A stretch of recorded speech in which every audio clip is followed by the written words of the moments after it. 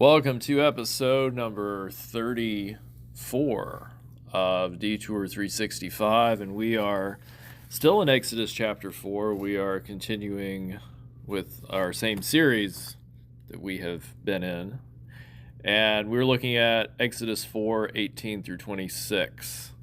This is one of the more fascinating passages, I think, in the book of Exodus, at least one of the more mysterious ones that is not talked about very much, and you might see why as we go into it.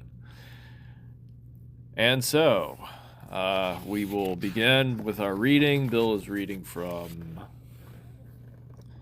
the Complete Jewish Bible. Yes.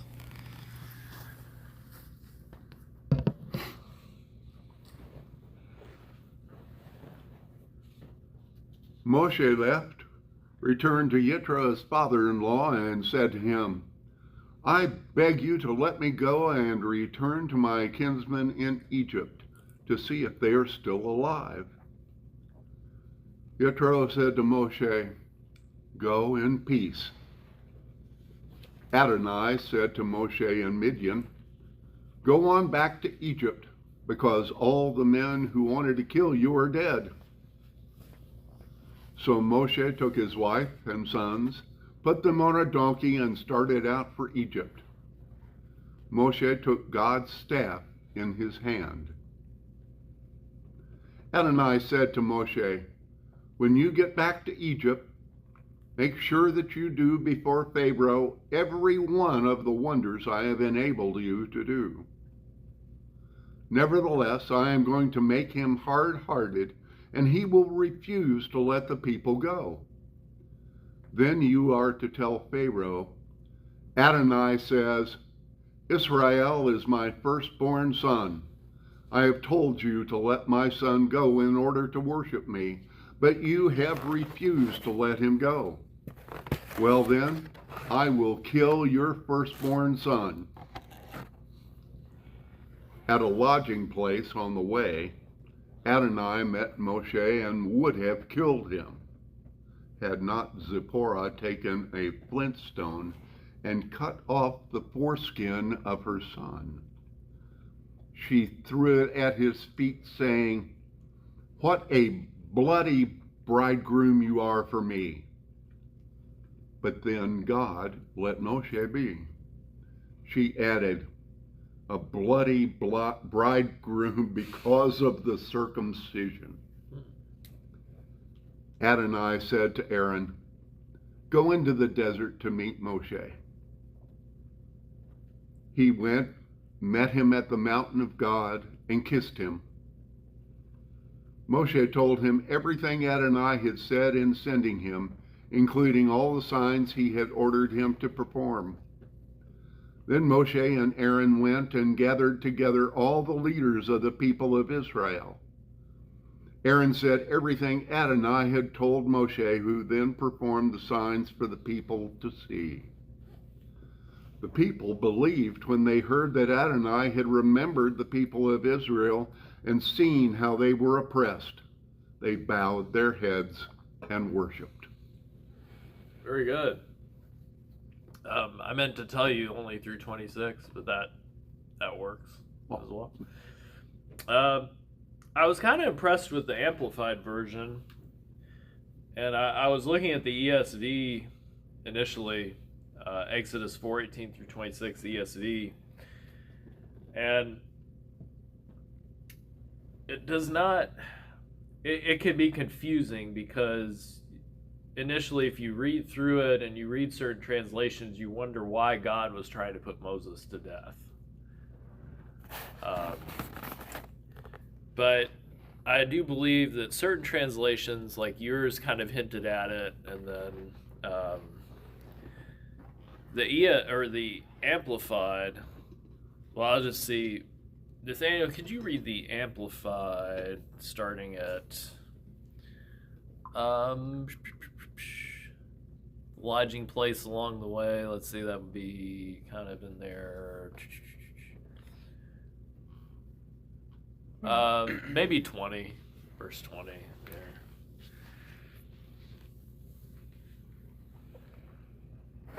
I think I'm just going to start at the beginning. Start at the It's beginning. only an additional 2 sentences. Yeah. Then Moses went away and returned to Jethro, his father-in-law, and said to him, "Please let me go back so that I may return to my relatives in Egypt and see if they are still alive." And Jethro said to Moses, "Go in peace." Then the Lord said to Moses in Midian, "Go back to Egypt, for all the men who were seeking your life for killing the Egyptian are dead." So Moses took his wife Zipporah and his sons Gershom and Eliezer,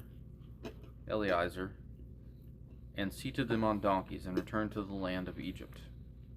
Moses also took the staff of God in his hand. The Lord said to Moses, "When you return to Egypt, see that you perform before Pharaoh all the wonders which I have put in your hand, but I will harden his heart and make him stubborn so that he will not let the people go. Then you shall say to Pharaoh, 'Thus says the Lord, Israel is my son, my firstborn. So I say to you, let my son go so that he may serve me. And if you refuse to let him go, behold, I will kill your son, your firstborn.' Now it happened at the lodging place that the Lord met Moses and sought to kill him, making him deathly ill because he had not circumcised one of his sons. Then Zipporah took a flint knife and cut off the foreskin of her son, and threw it at Moses' feet, and said, 'Indeed, you are a husband of blood to me.' So he let Moses alone to recover. At that time, Zipporah said, 'You are a husband of blood, because of the circumcision.'" Very good. So you kind of, that was someone tearing their clothes. Out of frustration. No, that you can see the details that are in that translation that are not present, at least in the ESV. Yeah, well, they did have things in brackets, which I just read as part of the text. Yes, that's the amplified. There, I can see. Let me remember exactly what it was. Okay, so Adds for clarity. yes. Stuff that's not really there.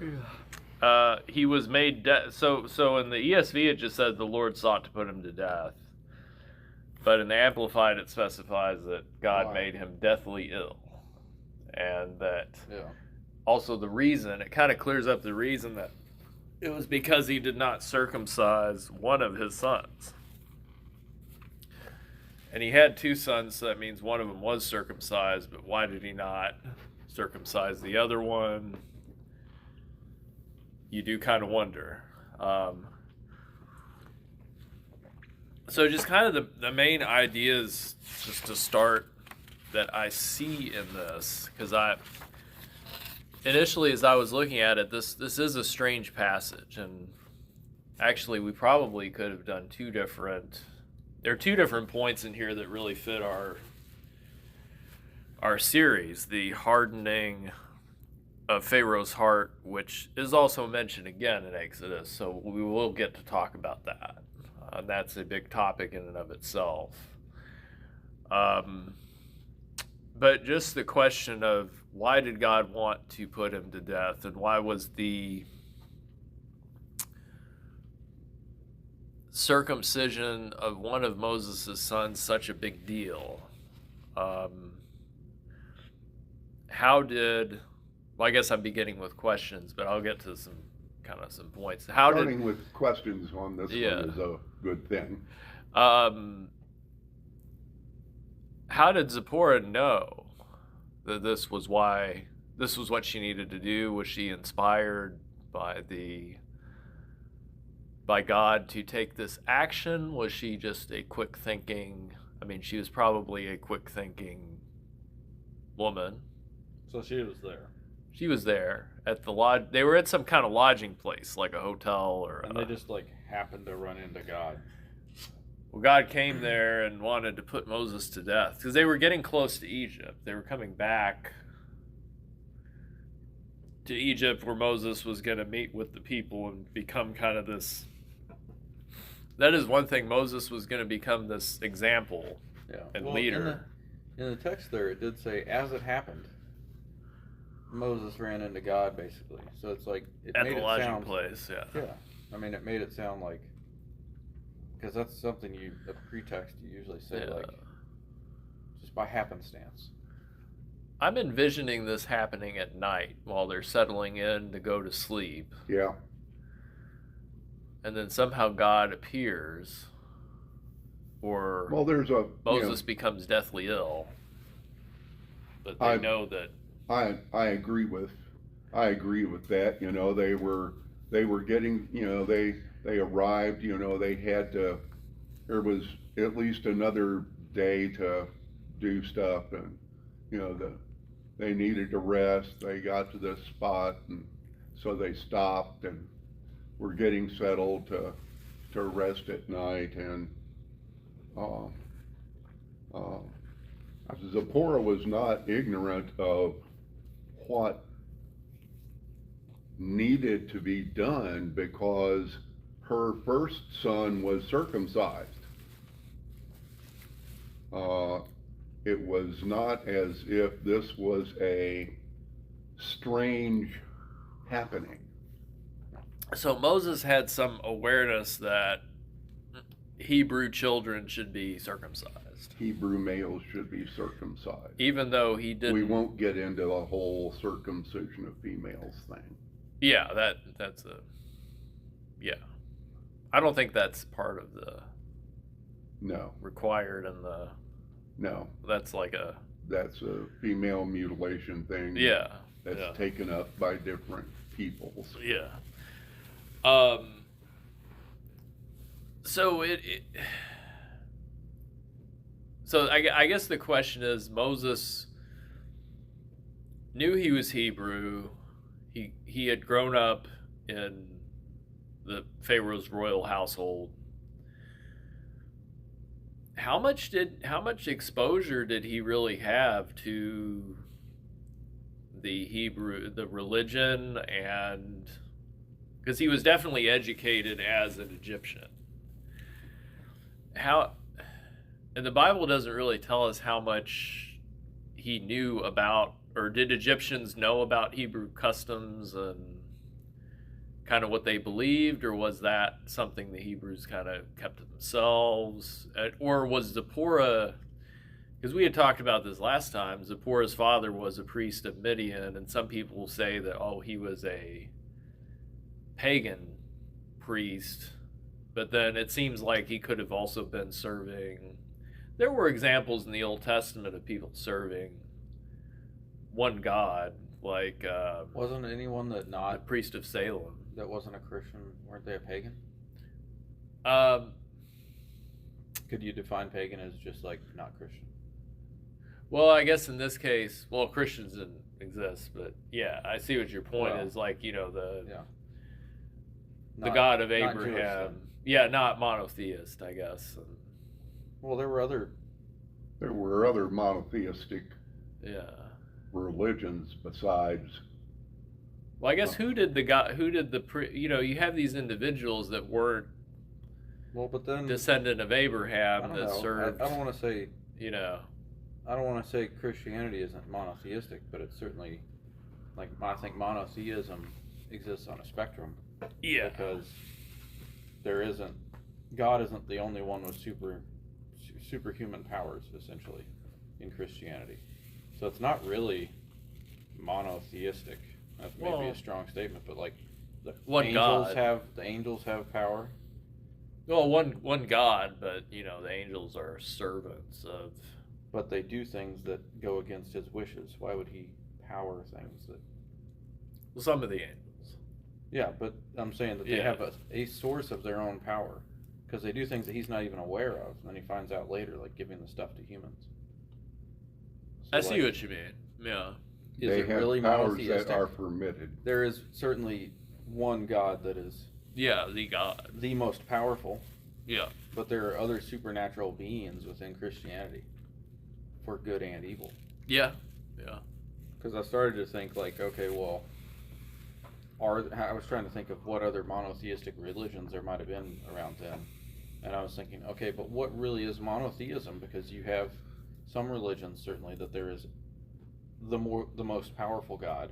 And then there are other deities within that. And how is that dissimilar from how Christianity is set up in a significant way? One God that is worshipped, like we don't worship angels. Well, worship Mary if you're a Catholic. Yeah, well, that's true. Yeah. That's true. I don't Well, really you have an have answer the for that. You have the people who worshiped, still do, worship Ahura Mazda. Yeah. There are a couple of others, that do have some worshipers still today. And they're one God. In gods of the Middle East, that are ancient religions where there's one God, and there's, even out of Egypt, Aten, that is one God. It's the sun God. So there are other monotheistic religions in the region that are not I guess Adonai. when do you cross the threshold to where someone just lost my shoe, Where someone is worshiping to where it becomes a religion or okay, let's take the example, because I'm thinking maybe Jethro, the priest of Midian, could have been a worshiper of another god. I don't necessarily know. It just said he was a priest, And in fact, Moses had no problem marrying his daughter. But that could also be that he was out in the wilderness, and what other option did he have? and apparently the Egyptians worshipped gods which had some power because they performed some of the signs. At least, they were harnessing some sort of special power, spiritual able to power turn staves into snakes. Yeah. Uh, But I'm wondering if Jethro of Midian is kind of like, Moses runs into the priest of or the king of Salem, who was also a priest. You remember when he came back to, which was Jerusalem, and he came back, and then this Melchizedek, I think was his name. mm-hmm. Melchizedek. And he makes an offering to the god Abraham was worshiping. And you kind of wonder if there were individuals who are, the Bible follows the story of God calling Abraham and saying, your people are supposed to be the example, and they're going to serve me and bring, they're going to be a nation, and Right. ideally the other nations were supposed to see and turn to the God they were serving. Right. As far as I understand. Right. So I'm wondering if God reveals himself to others outside of Abraham's genetic line, like the priest of Midian, or you at least know that Melchizedek had no relation with Abraham, yet it's mentioned later on in the Bible, in the New Testament, that Melchizedek was counted as a priest of And God. we are all supposed to be priests in the order of Melchizedek. But Melchizedek was not of the family of Abraham. He was a guy living Pagan. That's quite interesting. I feel like researching more into Melchizedek. But he's like a mysterious nothing figure. like He that. just comes out of nowhere, and he's serving the same God Abraham's serving. Serving Yah. Yeah. Yah. It's his name. Yeah. Not Yahweh. Well, his name is Yah in the Hebrew scriptures. Huh. Yahweh is is Let me throw it. one of the ways he is called. Okay. But do you think God is Zipporah? his name. I guess the long way around was I was wondering. Do you think Zipporah had some awareness of the practice of circumcision, which was something revealed to Abraham that he was supposed to do with his descendants? Well, I think she was acutely aware because her first son was circumcised. Yeah. It sounds almost as if they had an argument about it. She supported circumcision, he didn't. And then God said, "What the heck you doing here?" Which is interesting. And then she literally threw it in his face, essentially. Like, well, I was Well, right, that's and an you were interesting wrong. way. Yeah, that phrase, "a bloody husband." That's kind of. What do you make of that? I haven't been able to make, other than that you cause trouble for, Well, I think that his decision to not circumcise caused a bloody mess. That's the best way I could. I think that Moses didn't want to hurt his second son. Yeah. And since they were not living in, since they weren't living among the Hebrews, I imagine there was a hubbub about the whole circumcision thing. And Moses blew it off. And I have to believe that it would be, it would be a mess. Yeah, I would say so. 'Cause that's You not something you can I really don't do. remember, but I. Yeah. Well, this brings me to a Question, which is, the Bible has undergone some editing or clarification over like parts of like the book of whatever it is was excommunicated, the book that we talked about. Oh, Enoch? Enoch, right? Originally, was that part of the Bible? No, No, but it was widely read at one time. and then it I'm has just been wondering if- accepted by one church, I think, I'm or just two. Wondering if the proliferation of like printed Bibles sort of like locked in the Bible into a form that perhaps the church might have chosen to continue editing, like dropping some of this passage, which seems to have no real. But it was left in there. Like the story Yeah. was left in there, which makes you wonder. Well, I wasn't going to say this passage has no real value. I was going to say that there are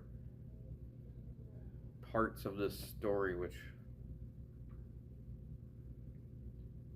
I don't know, probably reasons why it is less used. Well, I mean, the book of Enoch, one theory about it is that it does have a lot of material that is very graphic, I guess you could say. And, I mean, it talks about a lot of stuff that maybe people thought.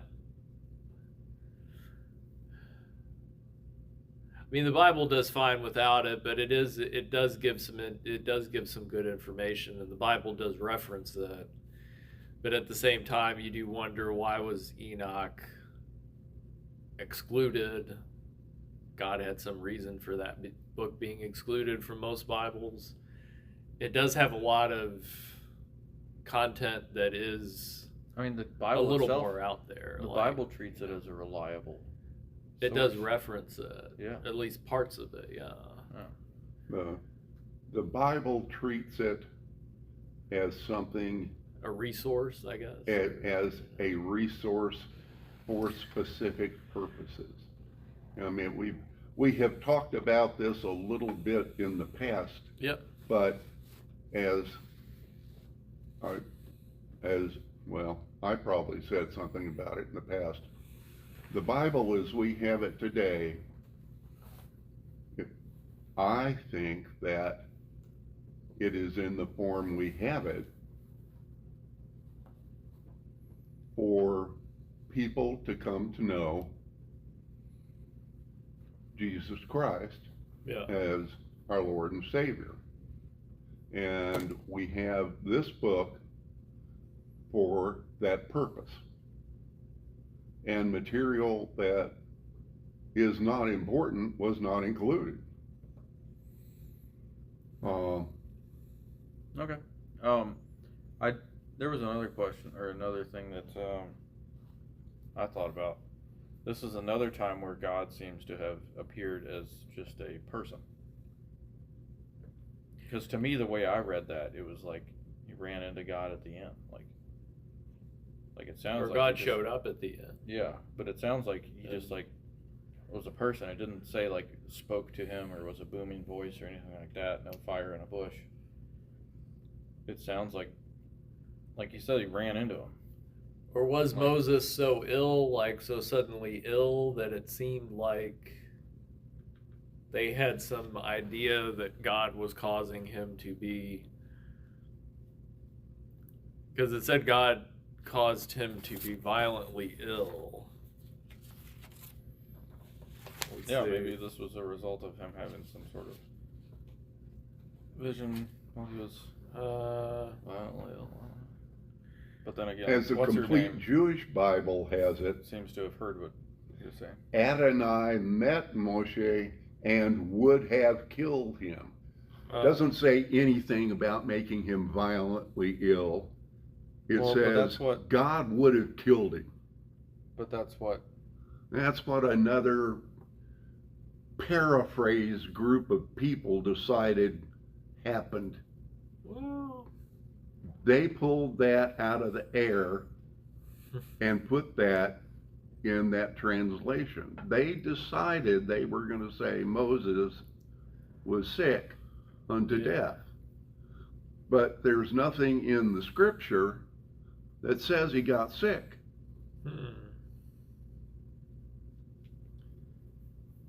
It just says Moses was going to die. Well, yeah, the ESV God says was going to kill him. The ESV says the Lord met him and sought to put him to death. Yeah. Doesn't say anything about him being sick. that could be another way of saying he was just really sick. Like if you're like on your deathbed, you're meeting your maker almost, kind of, maybe. Yeah, or that God was going to reach out his hand and break your stinking neck. Like he was on the edge of death, and it seemed like it was in the balance. I mean, that there are a number of ways at which that could be looked. I mean, that is quite a note in there saying making him deathly ill because he had not circumcised one of his sons. God was going to kill Moses. But was he? But why? What's the inferred reason why in that original issue? Because he did not Because circumcise. he did not circumcise his son. No, I'm saying in that text. How do you make that inference? Well, it does mention later on that Dad, you know, in your original Jewish Bible, how do you make the inference? Because as soon as Zipporah circumcised her son, Moses was okay. yeah. It says that? That's the only way that you can infer why Moses was going to be killed. Was Yeah. because as soon as his wife circumcised her son, Moses was okay. Yeah. Yeah. And we're just saying he was okay because he like spoke or something, or does it Because say that? Zipporah circumcised her son. Yeah. It does say because of the circumcision. In that? Nope. In ESV version, it says. well, that's so what I he was- in the ESV it says, so he let him alone. God let Moses alone. And it was then that she said, a bridegroom of blood because of the circumcision.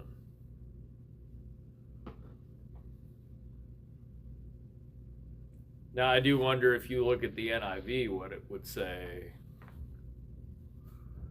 The NIV. Uh, Just a second.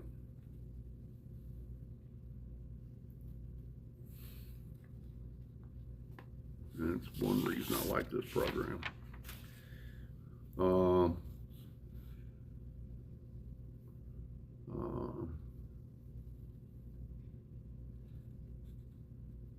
And I will mention. You got it. yeah. Okay.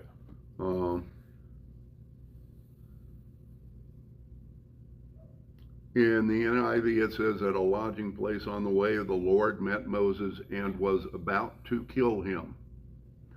But Zipporah took a flint knife, cut off her son's foreskin, and touched Moses' feet with it. Surely you are a bridegroom of blood to me, she said.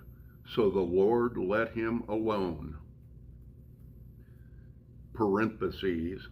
At that time she said bridegroom of blood, referring to the circumcision. Huh. Well, all right. It was related to the circumcision that God was going to kill Moses. Yeah. Moses knew that his children were supposed to be circumcised. I mean, this wasn't something strange to Moses. Moses knew that A, he was a Hebrew, and B, his sons were supposed to be circumcised. And he didn't do it. And all of a sudden he gets called to go back. Yeah. And one of his sons isn't. And maybe he hopes that he was supposed to be an instrument of God, yeah. And he had not circumcised his son. Yeah. And it's kind of one of those things that I guess when his sons would eventually get married, maybe it would come out. But, you know, like, would anybody really have known? I mean, if he had gone back to Egypt, this is more of it seems like more of an internal sort of being fit for service. You know, of course, we're not, as Christians, we're not required to have this done. It's not like a require, you know, because yeah, it's not a requirement. Yeah, but back then with the Hebrews, it was something that designated you as a male Hebrew. It was kind of some sort of like branding of, you know, your. Does the Bible not say God's people? Well, yeah, God tells Abraham this is what you're supposed to do with your. So do we have the ability to pick and choose what we're supposed to follow from the Bible? Well, if you're a Christian, you're not. You're part of the family of God because of, you know, because of what Jesus did, and it's a spiritual. Paul says a spiritual circumcision. You know, it's not.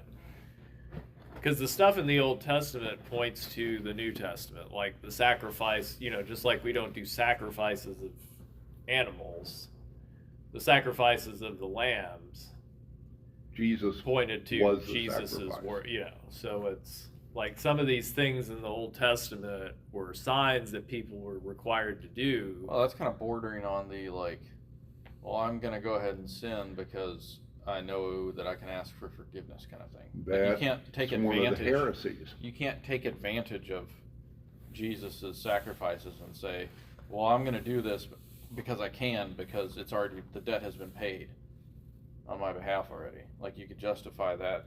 Like you could use that same that justification doesn't seem to hold to me.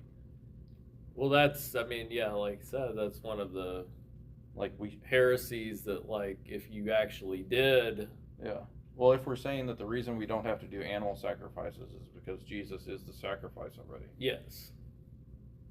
He already paid for all your sins. You'd ever commit. But then you can also do all the other sin stuff because he's already paid for that. But if you actually trusted that Jesus paid for your sins, I don't believe you would have that mindset. Seems a bit of. If you love Jesus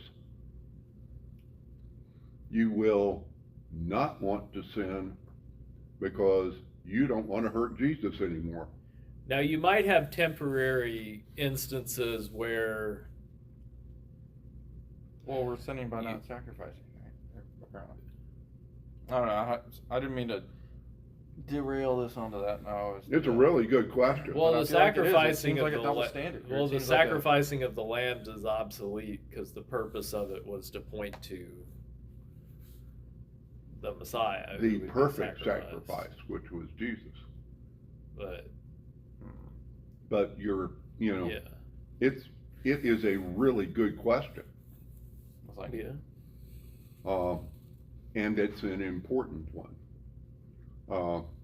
That's it's one of the same thing as the circumcised. that's one of the questions that has come up, and it's one of the reasons why a lot of male Christians have been circumcised is because it is a sign that your parents wanted you to be marked as someone who would be at least brought up in the tradition following the God of Abraham, Isaac, and Jacob, and Jesus. But we also don't celebrate the Passover in the sense of celebrating the Passover. We celebrate it as Holy Week. We don't it's- celebrate it as a Passover, Yeah. but we do celebrate it Yeah. in a very real sense. Yes.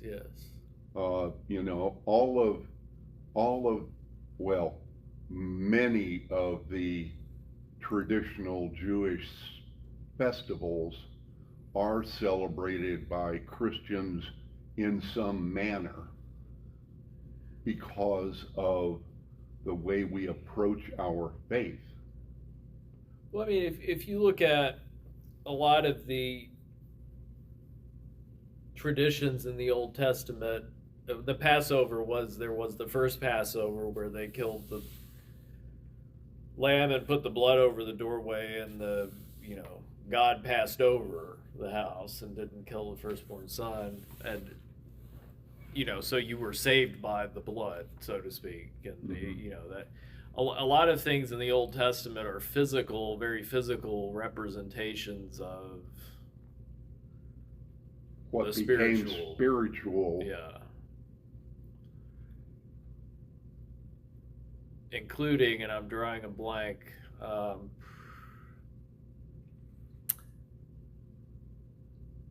I lost my train of thought. There was something I was going to say about physical representation. The prophets. You could see the prophets in the Old Testament would often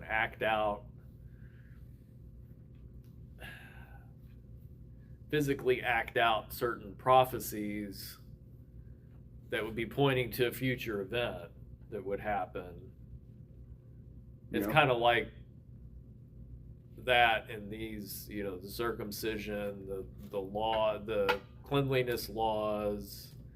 I mean, it is good to wash your hands before you eat and that kind of thing, but or prepare food. So some of those laws also have practical reasons for, doing them, but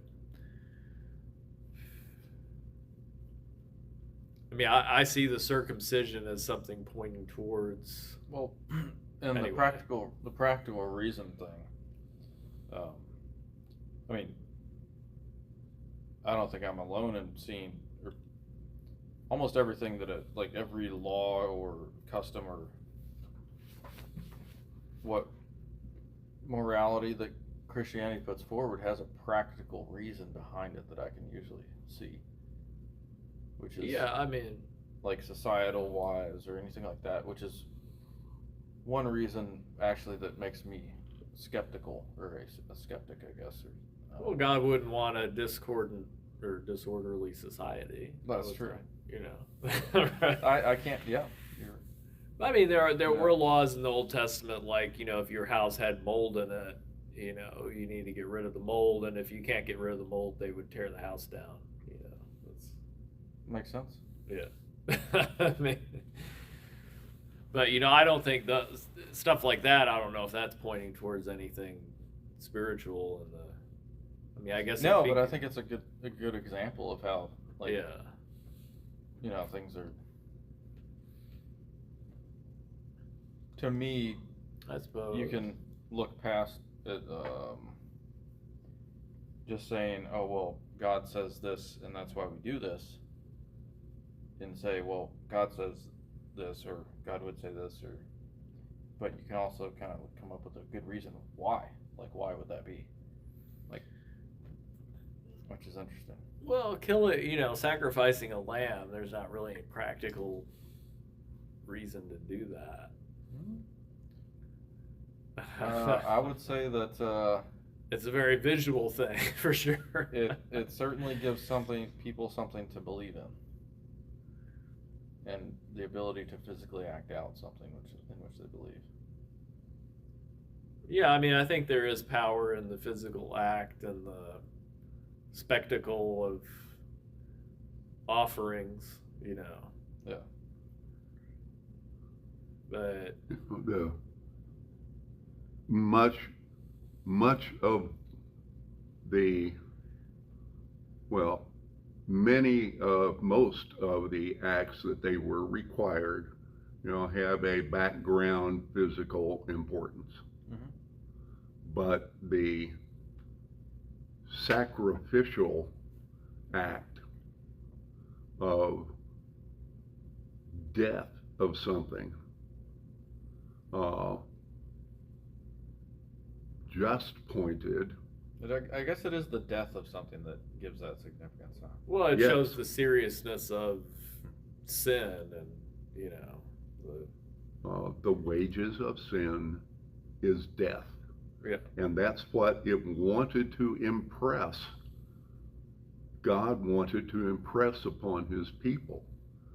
What's going to happen if you continue to do these, if you do these things, is you are going to die. Well, and I guess the circumcision kind of points to you're being set apart. You've got this weird cosmetic thing that you do, and But it's not really cosmetic. Like, Well- it has. I mean, there's debate over if that actually has a benefit or not. I mean, it's cleaner. Well, yeah. Maybe. Especially back in the day when you didn't have, like, the ability to clean yourself very well or something. Thank you. In general. Oh no, you saved some for you. We were talking about coffee at the same time you were talking about that. If somebody's listening to this and confused. So- I mean, but there's no other part of the body that you, Sure there is. you know, like you Your don't, belly button. you don't cut off your belly It's button. not quite the same. Well, yeah, you do. The umbilical cord. You cut but- the umbilical cord off. Yeah, but that would be. I thought that just I mean, it's a falls bit off. of a stretch. I'll give you. Does but that it's just it's kind of not, fall off eventually? same- You would be running around. with- Well, I guess it does, doesn't it? I don't know. Does the body naturally? This is way off topic, but does the body naturally segregate or isolate the? I would umbilical think cord? so. Bill, Close do you it? know the answer to this Does the question? umbilical cord actually stop functioning when you are born? Yeah. I mean, it would stop functioning, Why? but because Before you slice it, what? you would be chained to your mother, right? Or you'd Well- be chained to the umbilical cord. Well, that's a very weird thing yeah. to think about. But You'd be- that's what I'm saying. Like, what does it stop when you get born? Yeah, I mean, Well, it would yeah. have to. You say it. Well, yeah, but like, You know, it's cut and no, that's what I'm saying. Before it's cut, is it still working? yeah. Would it fall off though? Eventually, wouldn't it? But I know I of bet it no does. experiment Oh, that has been performed where the umbilical cord has been left functional so that an infant is still we know what left functional means. I'm sorry. connected to its mother. There's been an experiment, or I Who knows know of no of experiment? no experiment Yeah. where an infant has been left connected You know, well, to somebody's I think that mother after if birth. here's my theory. well, is wouldn't that when if the it baby's did- born, it wouldn't still be connected, right? Because when the baby comes out, They have to cut it until They have to cut it. Yeah. They have to cut it and then trim it. But, I think hold on. I think that if it did still function after birth, there would be a society on Earth where there was something where you like left it for a minute or something, or like, and we would have heard about it, just because it's so weird. yeah. That's my theory. Is that if the body didn't have some function where it stopped it, like closed a valve or something. I don't know what exactly would happen to it on the baby's end. I know when they come out of the womb, you know, because the umbilical cord's only so long, it wouldn't still be attached to the mom. It would rip out, right? No. No. Mm-mm. They have to cut it. On both ends, right? Well, Uh, I never thought about that one. Because it's connected to the woman and it's connected to the Mhm. baby. So when the baby gets pushed out, Now I'm doesn't the ignorant umbilical of, cord detach? it's terrible that I am ignorant of the I was never anatomy. taught. It may be connected. It may be connected to the placenta, so that when the Yeah. mother sheds the placenta, she loses the umbilical cord at the time. Surely, because otherwise the baby would come out and it would still be attached. Now that, to me, that would make sense. Now, whether that's the anatomical answer to this, I don't know. But Well, Somebody's makes listening sense. to this who knows the answer, and they're somebody's listening to this that knew the answer when I may have been talking like a complete fool, apparently. it's like there was this woman that I won't let this be a big tangent, but there was a woman that raised chickens for eggs. okay, And there was something about the process that I had never thought about, that because I thought you had to have a rooster. I thought the rooster was somewhat involved with the chickens laying the eggs. The chickens didn't lay eggs on their own, that they had to have a rooster come in and Make the eggs happen. roosterize things. roosterize them, and then they would lay the eggs. But apparently that is not the case. I think as long as Hens you have just a lay rooster eggs. around. That hens just lay eggs on their own, that they don't need the rooster to come in and Roosterize party things. in the hen house, you know. No, That's but what then I he thought. has to do something, doesn't he? I don't know. Don't those eggs have to be fertilized somehow? I don't know. That doesn't make any sense. Yeah, they explained it to me and then I forgot, but it was something that I didn't even know.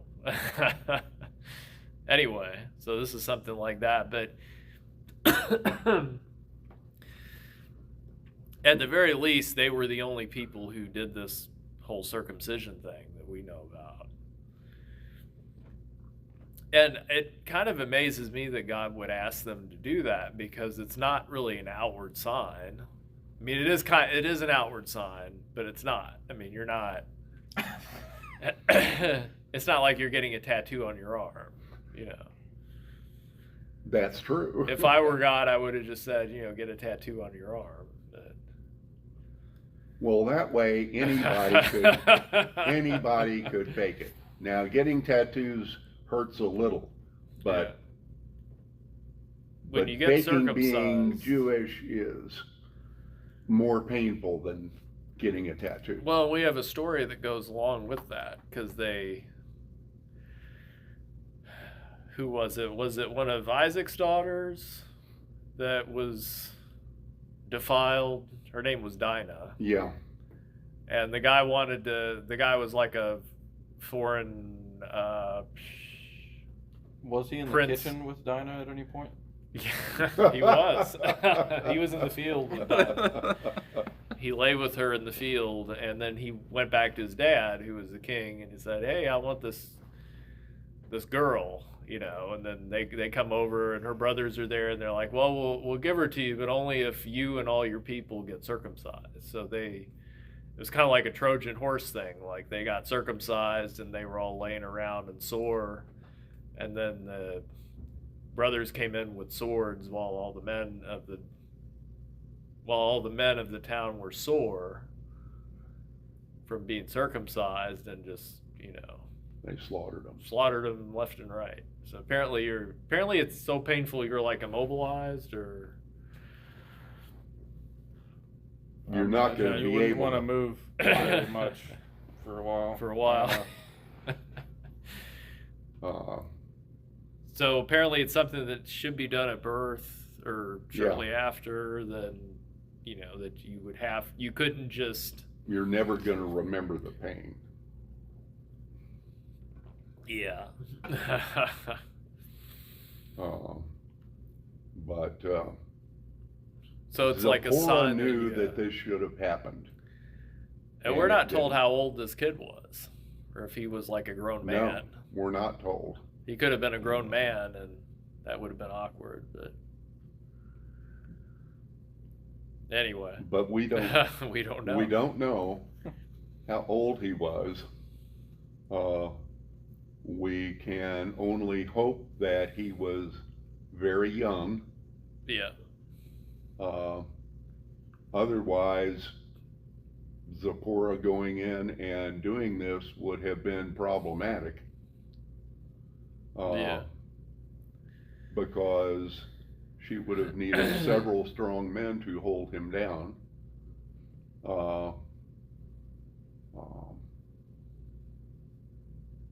But that had to be done. Yeah. She probably needed 2 or 3 strong men anyway. Because it did have to be done. And she knew it. Yeah. Yeah. And she had the guts enough to do this thing that she knew God required. Well, and it's interesting that she did, but Moses, I mean, of course, if Moses was sick or God was trying to kill him, Moses wouldn't have been able to do it at this moment. But,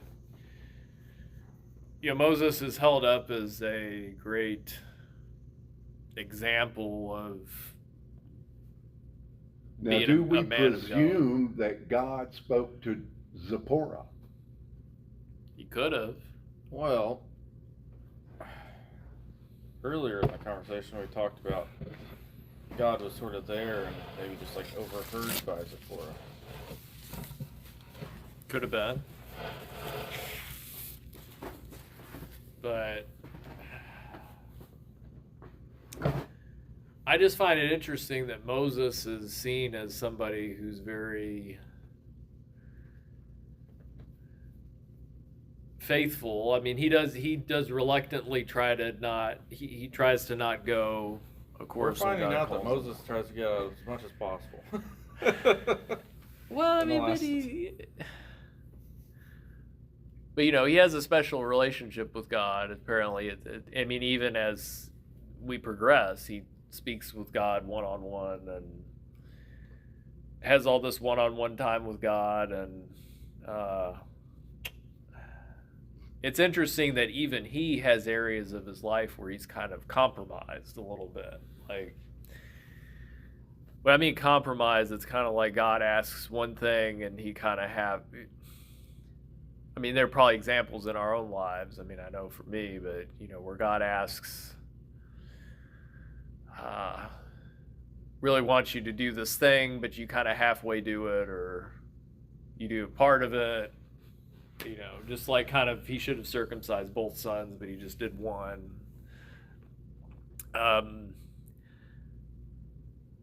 It does seem like this is speaking about those instances of, or at least the danger of kind of halfway following God, sort of, or, if you know there's something you need to do, but you don't really do it. Well, Now, this is kind of but hold balanced on, by... Oh, I go would ahead. argue that anyone who claims they follow God, or who follows God, in actuality does imperfectly follow God. Right, right. So I I mean, would say this- that falls under the halfway follows God idea spectrum. Well, it is Right. balanced by God's grace and forgiveness, so it is like...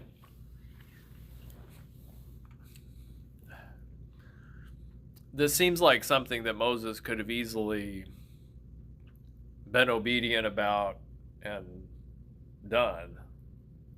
Yeah. But Moses probably did commit sins in his life that,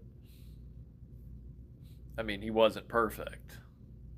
But God still chose him to go be the representative to the people and before Pharaoh. But apparently this thing was something that he could have easily had done. Well, it is odd. But he didn't do it. And it was And kind of a disqualifier. sort of. Unless I'm mistaken, this is the only, well, I'll just say this is the only time that I can remember of God being spoken about as having, like, God himself was going to come down and kill this guy for this specific thing.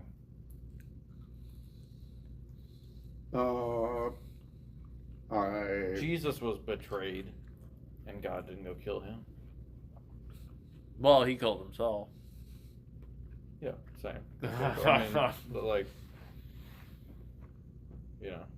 Well, there are there examples are of... great sins committed in the Bible, and God doesn't say, "Well, I'm so angry, I'm going to go kill this guy on the spot." Well, there are examples of people being judged, like individuals dying. Yeah. Oh, yeah. Like God showing up and killing them. Like the guy in Acts that was killed by worms. Well, that was an angel that struck him down, but... I guess, yeah, okay. What are their I guess, names? The two people, Oh, I can't remember their names, the two people who lied about the gifts they were giving the church. oh, and they Ananias dropped and dead. Sapphira. Yeah. Yes. Stood there in church and lied about what they were giving to the church, and they dropped dead. I guess I was still picturing God like being there, Oh, sort yeah. of physically, as it sounded like they were saying, like ran into him in the end. It sounded like he was gonna like. Weren't there people who went Hold into his like hand the up Holy and, of like, you're Holies with like the wrong kind of incense? And There was a guy who touched the Ark of the Covenant while it was being transported, yeah. and he was struck dead.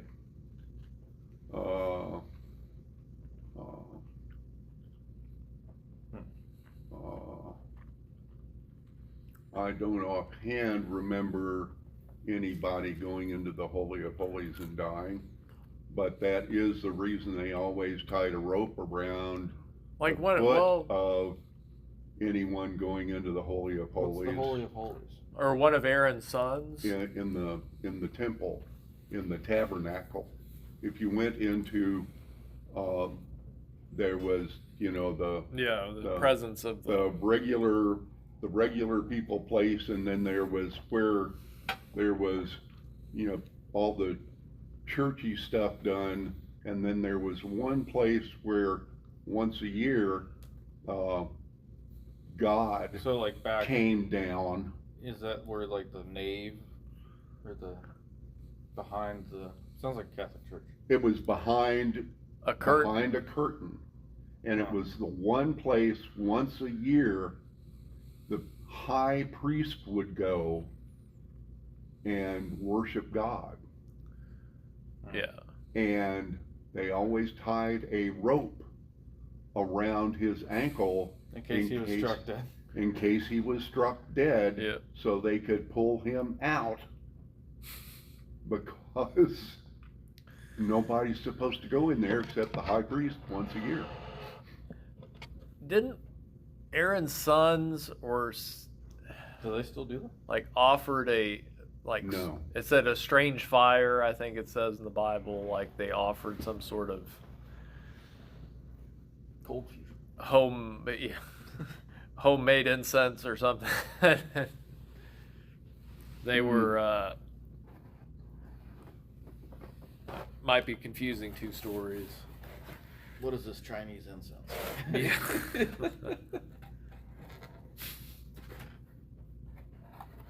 That story does not immediately pop to my mind. I'll have to look But it up. anyway, getting back to our story of Moses and God, I mean, this is such a serious infraction, apparently, not circumcising one of his kids.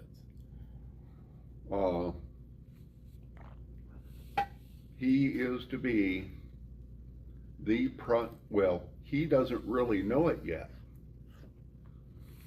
but he is to be the primary leader of the people of Israel for all time. Yeah. He doesn't know it. But God has chosen him to be this, to fulfill this role. And his wife pulls him out of the fire. Literally. Yeah. And I think it's something that we need to remember. We see the faults in this man. But one thing, when we look at him over his lifetime, is he really loves God. Yeah. And it's the same thing we see displayed in David. He really loves God. Well, and God was not happy about the Bathsheba thing, but God was also not happy when David did the census, The census? Yeah, that's counting the people. another Why would he be story. unhappy about a census? That's another story. But We will get to it, though. but what's important, what God wants of us, is for us to love him, to come to know it. That's another reason we have this book, is so that we can establish a loving relationship with him. That's one reason we don't have, there is a lot of other books that could have been included in the Bible that aren't there. Now, are Yeah. you referring to a single lot of books that could have been? Many. Many. 100 at least, huh? Yeah, probably.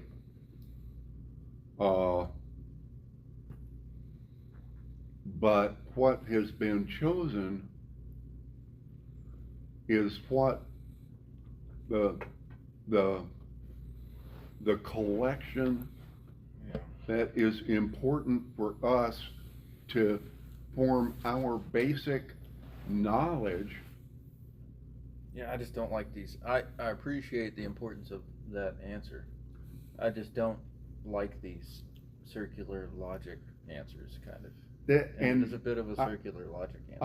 I know it's circular logic, but the thing about it is it's supposed to help us establish a relationship. And that's what God has wanted since day one, is a relationship. That's why he created people, was to have a relationship. It's kind of like, why do you have to believe? Well, you have to believe because belief is important. That's right. Yep. And, Well, Which that, actually, that's pragmatically, sad. I think belief is. But In that's, general, you have to believe things in order to do things at all ever, so, that is I agree. the heart of it. And I know that And that's the hardest part. Like, why are religious individuals or Christians, or why do you have to believe? Why is it not just like, this is how God works, here's your instruction manual? Well, it's not just You know, belief though, because if you want to get proof that God exists, scan this QR code, call customer service, talk to God. Like, why is that not the thing? Why is belief required? And it, well, you'd have to it seems believe to be that the the answer QR code would work to. well, you could test it out. You wouldn't have to believe anything. But like, it seems to be the answer is. It seems that the answer seems to be whatever. Is because belief is important. Well, I mean, it's the beginning step. I mean, it's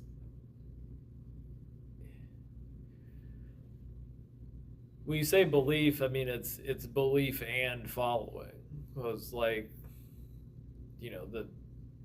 the devil and the entities that are opposed to God believe that God exists and believe that. Yeah. Well, I think I went and saw Jordan Peterson speak a couple months ago. Yeah. And one of the things that he said, now I don't know if he originated this statement, but is that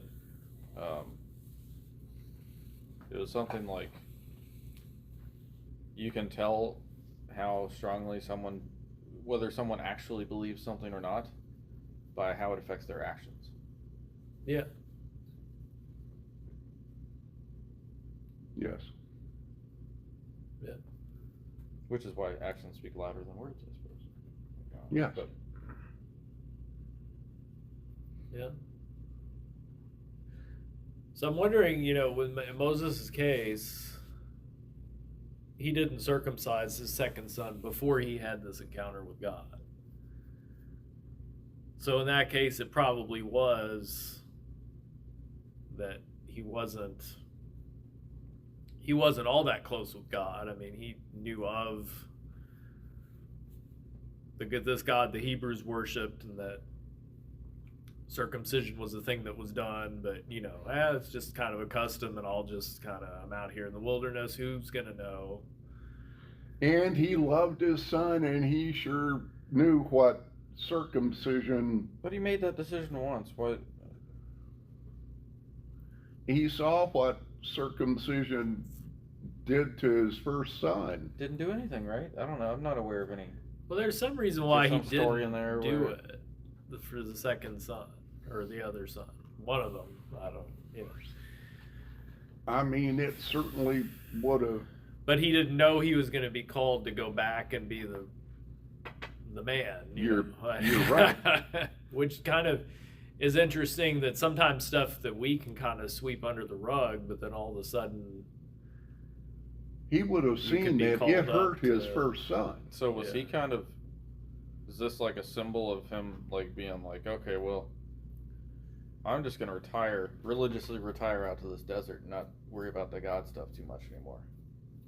It did kind of seem like he And was then he just got kind of happy pulled being back a in, shepherd, too. and Yeah. he kind of had assumed that God was done work. That this was what he was going I to do. don't think he thought about it. Yeah. I mean, he was 80 years old, which was really old for people at this time Right. in the world. He was 80 years old. He had a couple of sons. He had a wife that loved him. He had a father-in-law that was really cool. I mean, merciful heavens. Yeah. He was living a good life. Why rock the boat? So he got complacent, like King David. Kind of, yeah.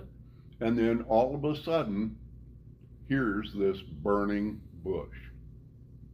Yep. Oh, shucks. That's probably why he resisted going back. I mean, Yeah. He could have just looked at that burning bush and been like, oh, not going that direction. Avoid that.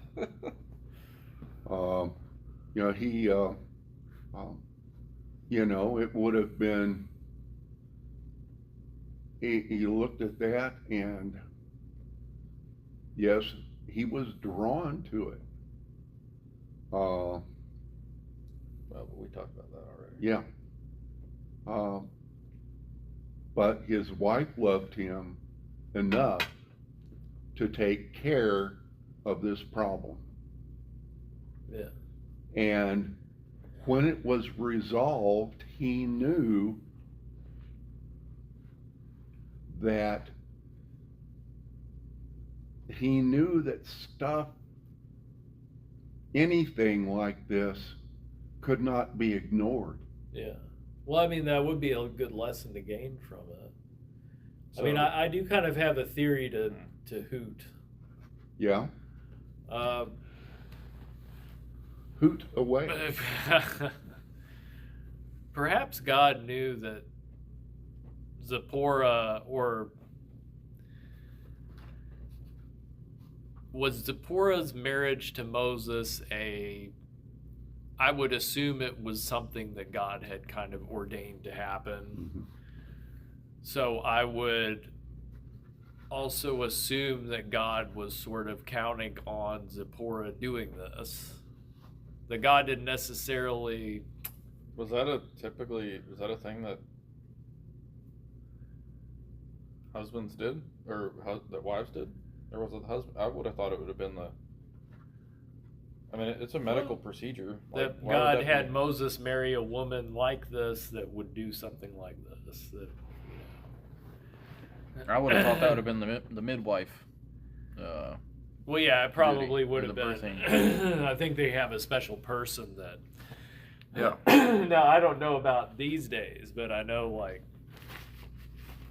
when Jewish people today have, like, a moil or somebody that's Would have been the priest. specializes in doing that. But, you know, that God would have Moses marry, you know, and then Moses, unbeknownst to him, was being prepared for this job for 80 years. You know, he was a prince, then he was Exile. living in the learning how to survive in the wilderness. So he kind of had an experience being a leader and being out in the wilderness, which comes in handy later on. I don't see God wasting those 80 years. No. You know, even though it said God sought to put him to death. I mean, of course, if Zipporah wasn't there, he would have. But Zipporah was there, and I think that was part of God's plan, that Zipporah would be there, and that Zipporah would be,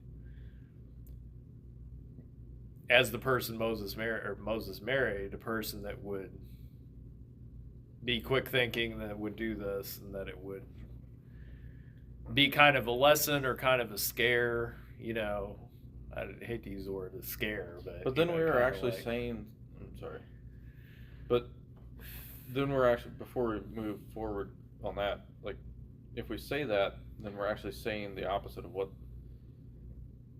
your version of the Bible says, which is that God was intending to put him to death. If he either did or did not have the intention. In it, the words say, I believe as I recall, that it said that it had the intention. God knows everything from beginning to end. He either had the So intention God or knew not. from the very beginning of time that he wasn't going to kill Moses. Then he didn't have the intention. But Moses had to think that he was. That's not what it says. It Well, I see gives what like you're you're saying. omnipresent. It gives the omnipotent third person I see what perspective. you're It saying. actually Yes. tells you what God was thinking there. It doesn't say Moses thought this or that.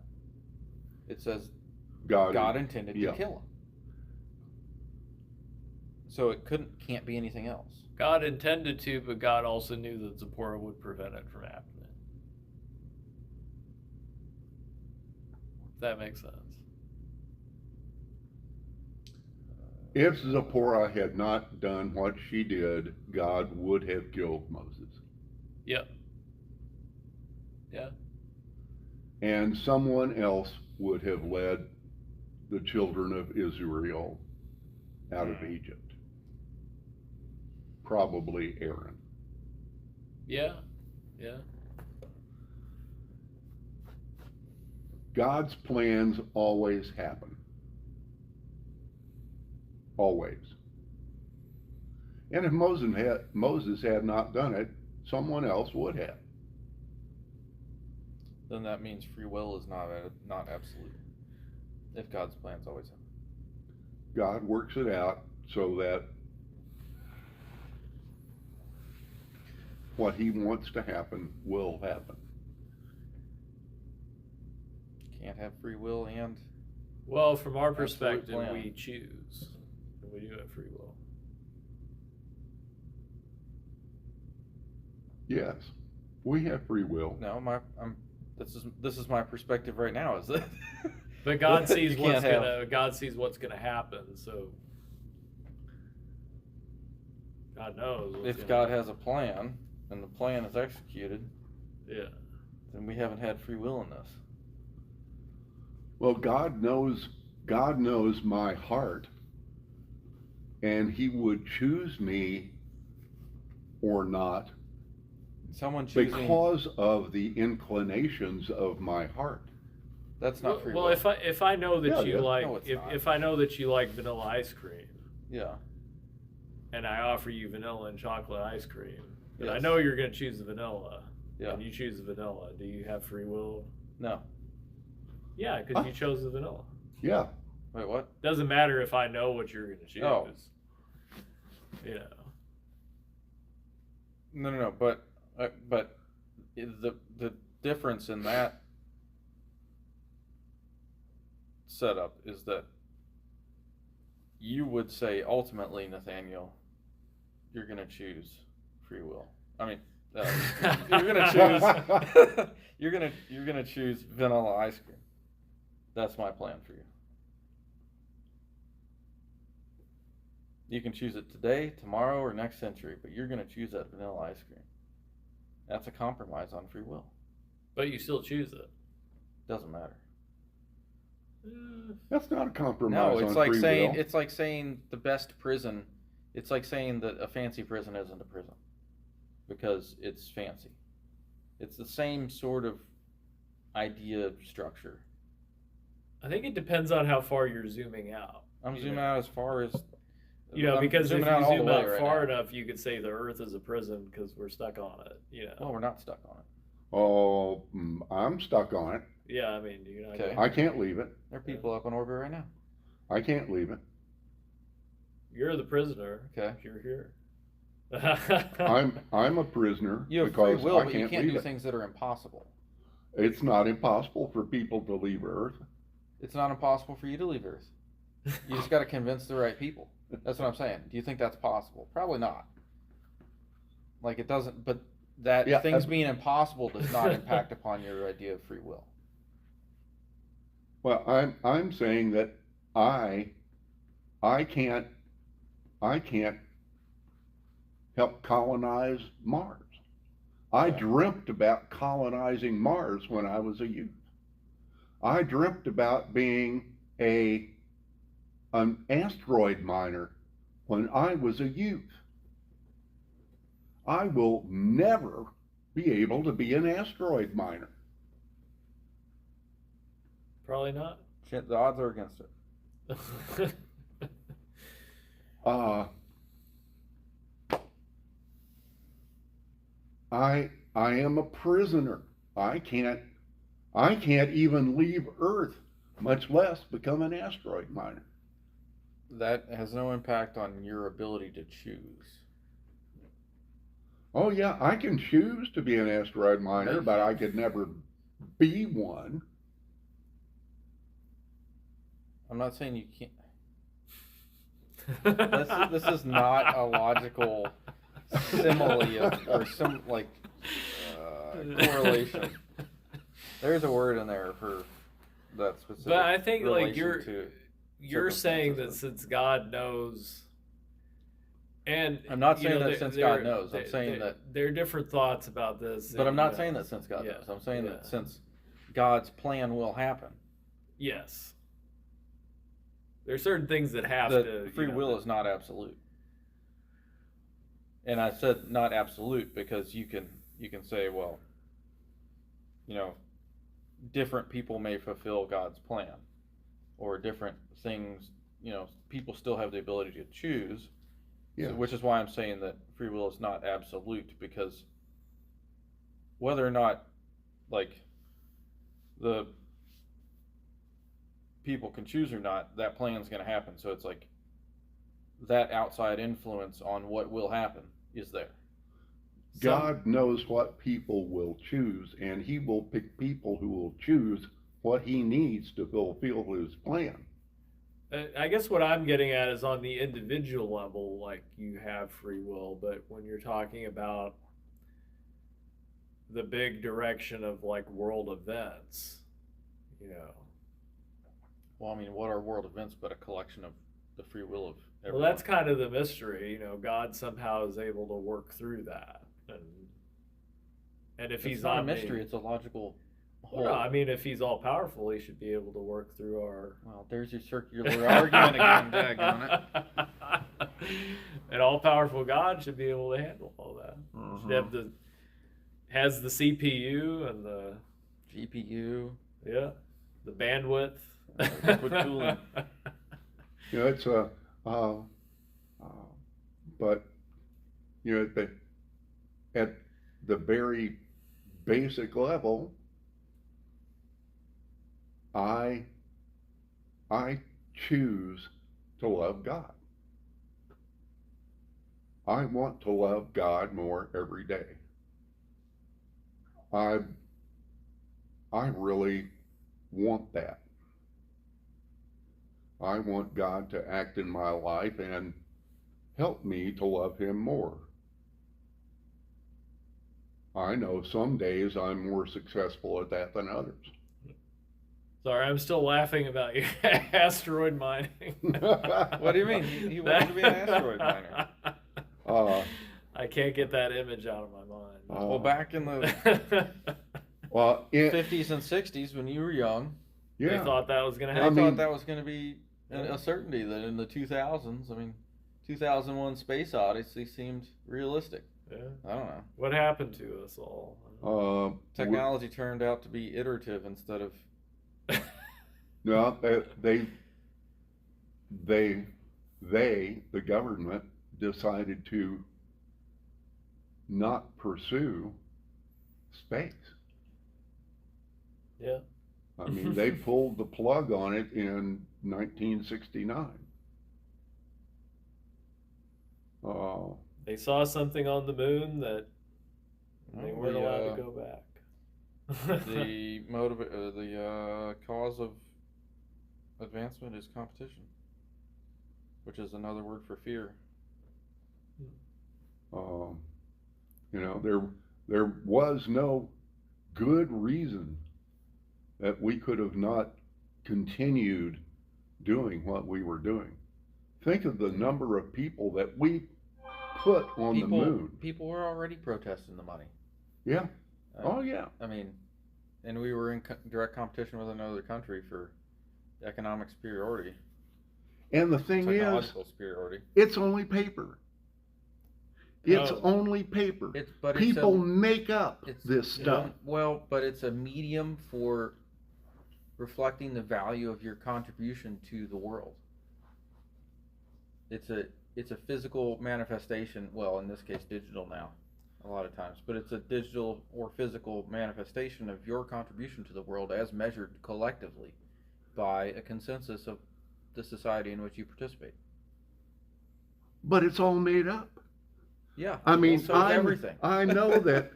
It is kind of a circular logic, isn't it? Yes, it is. You value it because the other person values it. Elon Musk has done some really neat stuff, but has he done stuff that's worth? It's not that circular because that's done worth that. Has he done stuff that is worth the collective income of the entire United States, or 90% of the people of the United States? Has he done enough in his singular life that he is of value of 90% of the people in the United States? I don't think so. Maybe. The real question is, has he caused things to happen? by his actions that have a similar value. Now, Well- he has affected history in real time Yes, he has. with the technological advancements resulting from his companies. Just like Moses. Indeed, and all this conversation ultimately, it was we had this whole plan that it would tie back to Yes. Moses. Did That's you? right. That's right. And he was a talk about historical. Well, anyway, he penned the first 5 books of the Bible. 5 books of the Bible. Yeah, I mean, how valuable, like the things that the normal people do, the office workers and most of us and myself and I would venture to say all 3 of us here, we haven't like majorly changed society or technology in any way in our lives. Like Hey, we're God very knows. valuable. What we contribute is very valuable collectively and Yeah. necessary. But I mean, actually moving things forward, that's very immeasurably valuable Well, almost. God you has don't, his you beauty, don't you know know. how But I you do have think- changed the lives of But- people. I Yeah. do. Well, that's true. I mean, God do has think us here that, for a reason, and Yeah, you don't the really puddles know. and the ripples in a pond. But the The wings I of do a think butterfly. that there is some truth to with technology and the internet and the way society is structured now. It has enabled people to earn money which outstrips their their earned money expands exponentially instead of in any kind of direct relationship with their work output or with their effort. And I think that relationship between the amount of effort expended and the amount of rewards received could use some tailoring back away from exponential back from I an could see exponential that, yeah. relationship. Like things absolutely need to be rewarding enough that people will dream and strive to do these things. Right. If they're not, Yeah. people will not have that belief, and because we talk a lot about belief here, and people won't have the belief in doing great things like that. Yeah. If these people that do these great things aren't like these way out there characters, like, and a lot of it takes money, and they do everything that's way out just there talking takes about way out there money. In this lifetime, though, but I mean, ultimately, we don't necessarily.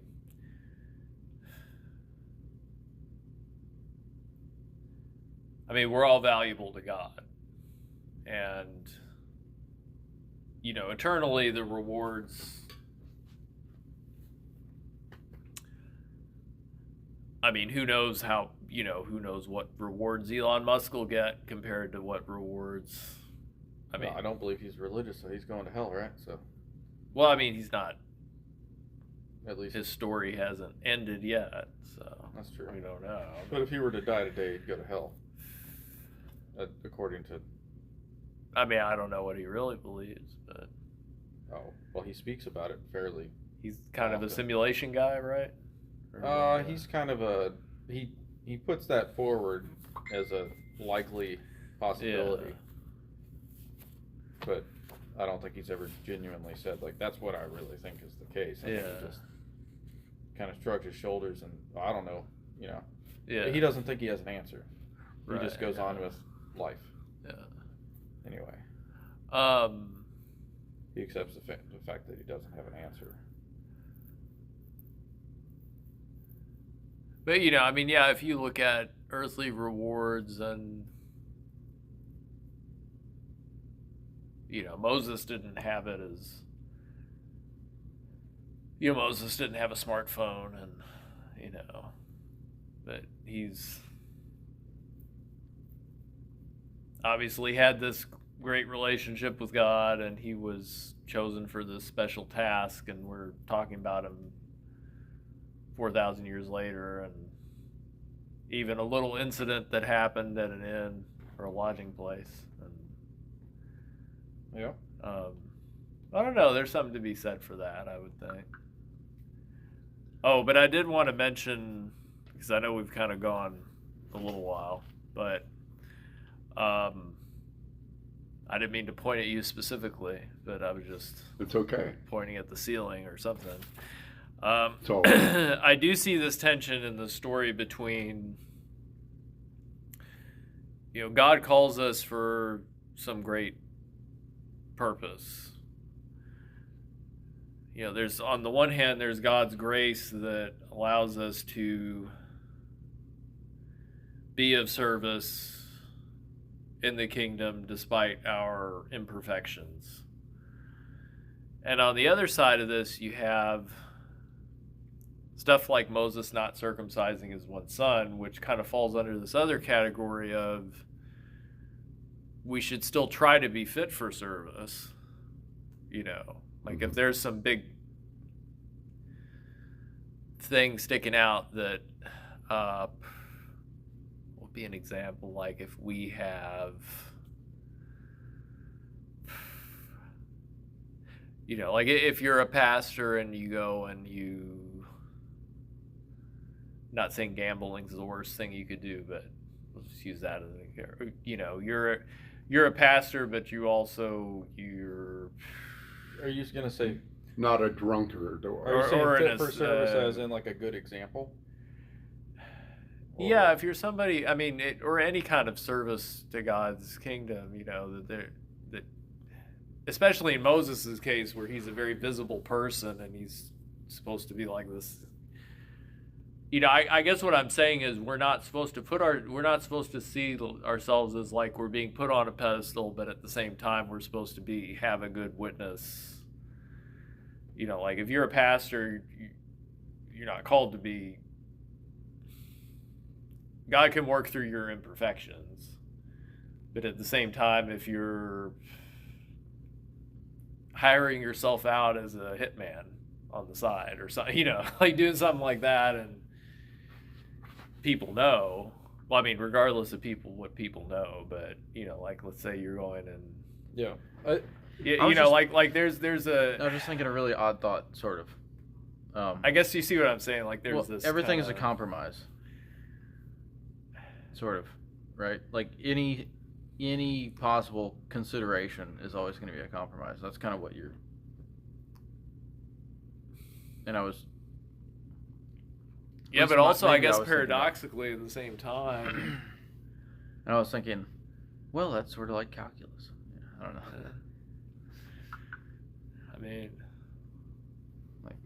It's just it's kind of hard to give like a cut and dry, because I guess just using pastors as an example or somebody that's doing some sort of, but we're all kind of technically ministers, yes, we are. But let's say somebody that's visibly a minister. They'll have moments where they get angry or they say something or they do something they're not, they'll have their imperfections. But at the same time, if there's something like Moses knew one of his kids wasn't circumcised and he was going back into the people that were called, that was like the mark of the people who they were, and he was willingly doing that. I can maybe see why. hoping that wasn't, that God would look past that, but God didn't look past And that. in that circumstance, I can see why God might have been angry. But also, kind of what I was thinking too was like, God knew that one of Moses' kids wasn't circumcised, but who would really find out if he? Maybe that's what he was kind of thinking. Like nobody's really going to know, unless we're having some kind of community shower and everybody's, or, something like that, or There were ways. There would be times when people would have found out that his son wasn't circumcised. If his son got married and his wife gossiped about, hey, my husband's not, Well, that certainly that certainly would have come out. Yeah. Well, the importance of the symbology of literally. it, right? To the cultural identification of Yeah. Jewish people. Yeah. I mean, which Would- doesn't sound would like a big make deal to that- us, but Well, it would make the fact that Moses didn't abide by that a big deal as far as like, well, we're all hypocrites in some ways, but that was a big way, right? And I can't have the leader of my Yeah. people being this Yeah. significant of a hypocrite.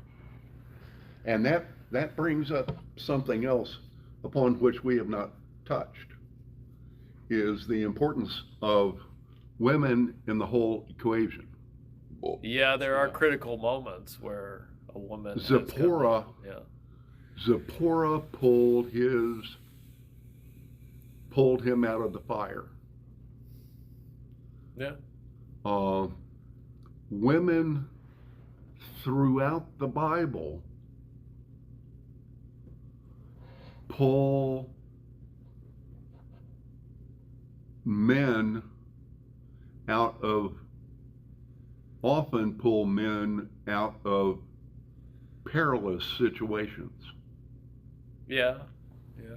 And The- women, and when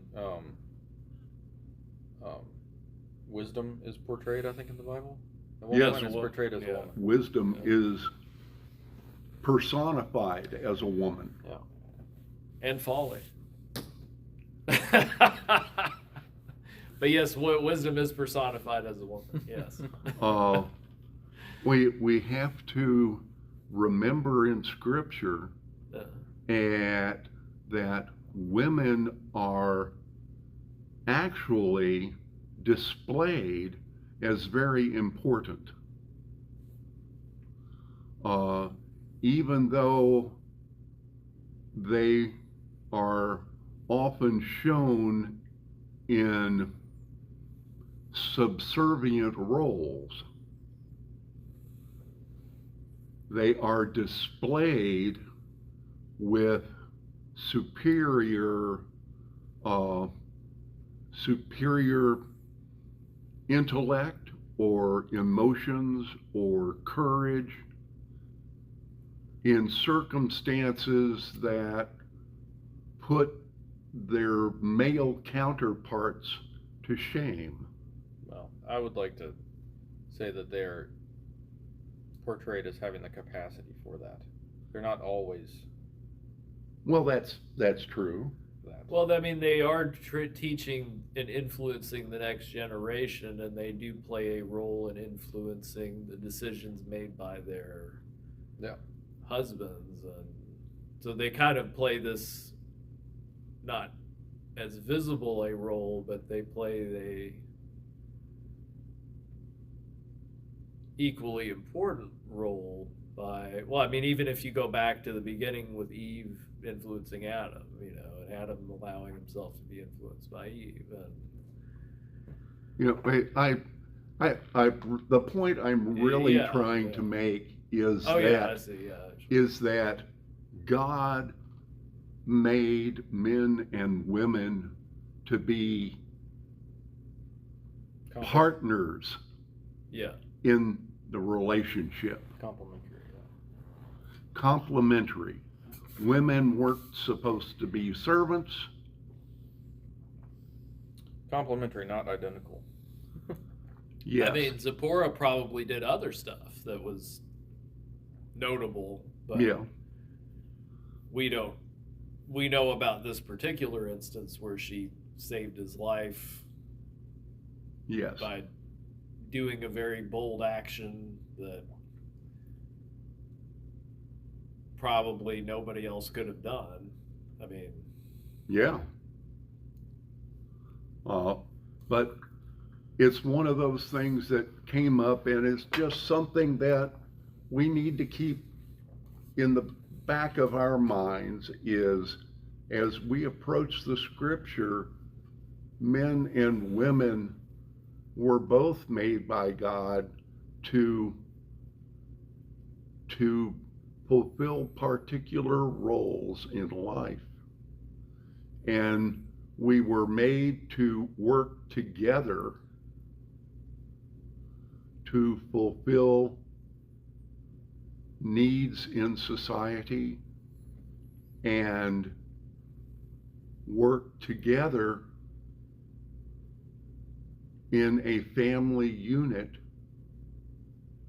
to create a wholesome society. And it's something that's slipping away from us today That is true. in what we have here in the United States. Not many Zipporahs running around. No? Or not as many as there should be. No. Or Moses is, for that matter.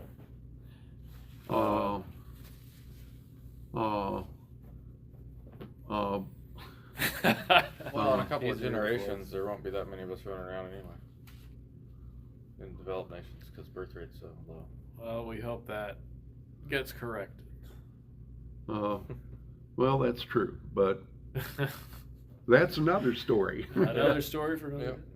Yep. Well, without further ado, I know we will be in Exodus next time still, because there are many examples and stories in Exodus that fit our series, and especially the hardening of God's influence on Pharaoh and God's relationship with Moses. We will go over the ones that most closely fit the Humanity of God series, but I think definitely the Pharaoh and the hardening of Pharaoh's heart is That's something that I Interesting wanted to that talk about, but we don't have time. But Yeah. why? we will talk about it. Faux show. But why? Like, why did God harden Pharaoh's heart? Seems counterproductive. That is Just making an example. We'll talk about Is that. he making an example? that is The at answer least next time. The answer next time. Cliffhanger. Well, it depends on what William chooses to talk about next. We will at least mention Well, it that's what he once said. for We sure. were talking about it. We will at least mention it once. Well, this was a record long discussion. Oh, my. 1 hour and 42 minutes and 35 seconds. We thank you for listening, and if you've made it thus far, you are one of the elites. I was gonna say the elite of The elite of the elite. We hope that it has been a fulfilling and informative item for you to have taken in. Indeed. And we are also have been live and in person, which is a rare occasion for us. This was not recorded over Zoom. This was, or whatever platform we used. I'm not saying we used Zoom necessarily before, but Anyway. uh, Okay. so that concludes these items, and we are going to mine some asteroids, Indeed. hopefully. And you have a good week or day or month, and we will talk to you later.